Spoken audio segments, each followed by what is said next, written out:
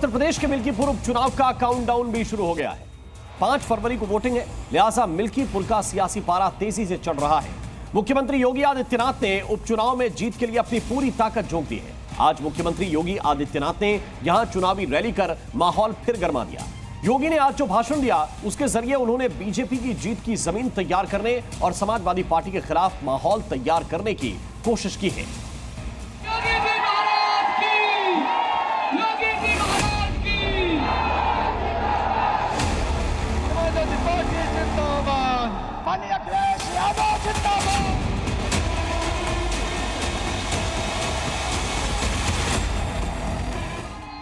UP में 2025 के चुनावी संग्राम की शुरुआत अयोध्या से हो रही है, जिसे 2027 का सेमीफाइनल माना जा रहा है।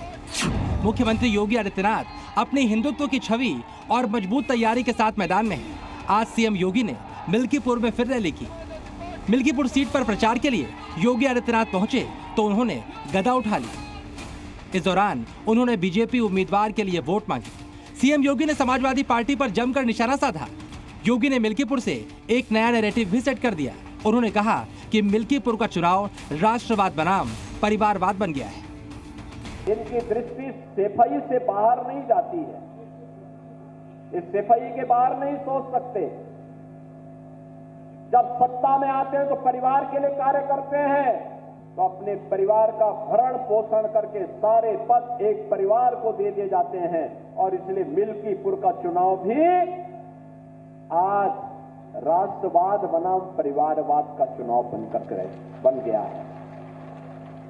एक तरफ भारतीय जनता पार्टी और एनडीए का प्रत्याशी के रूप में श्री चंद्रभान पासवान राष्ट्रवादी कार्यकर्ताओं के साथ उनके नेतृत्व में प्रत्याशी बनकर के आपके बीच में है, और दूसरी तरफ समाजवादी पार्टी का परिवारवाद का नमूना, जिनका नाम भूमाफिया के नाम पर भी आता है।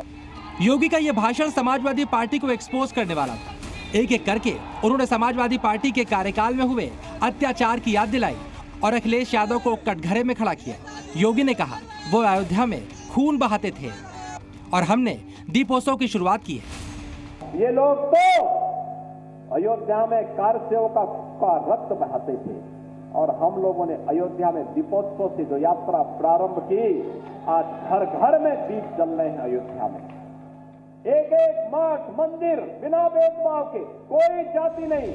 मिल्कीपुर उपचुनाव के लिए योगी का सियासी पंच है, जिसमें हिंदुत्व की हुंकार है, विकास की बयार है और विपक्ष पर करारा प्रहार है। आपको बता दें, मिल्कीपुर सीट पर समाजवादी पार्टी ने फैजाबाद सांसद अवधेश प्रसाद के बेटे अजीत प्रसाद को प्रत्याशी बनाया है, जबकि उनके खिलाफ बीजेपी ने चंद्रभानु पासवान को मैदान में उतारा है। दोनों ही पासी समाज से आते हैं। इसके साथ ही चंद्रशेखर आजाद की पार्टी ने सूरज चौधरी को उम्मीदवार बनाया है। मिल्कीपुर में पासी वोटर्स का ही दबदबा है। मिल्कीपुर का रण जीतने के लिए बीजेपी ने मुख्यमंत्री समेत 7 मंत्री और 40 विधायकों की फौज चुनावी मैदान में उतार दी। बीजेपी सभी तरह के जातिगत समीकरणों को भी साध रही है। योगी ने मिल्कीपुर से समाजवादी पार्टी पर एक और बड़ा हमला बोला।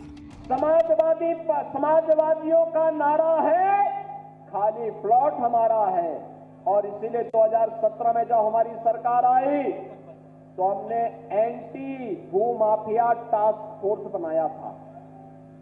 और बहनों और भाइयों, एंटी भूमाफिया टास्क फोर्स ने इन गुंडों से 64,000 एकड़ लैंड कब्जे से खाली करवाई है। इनकी बौखलाहट तो वहां है,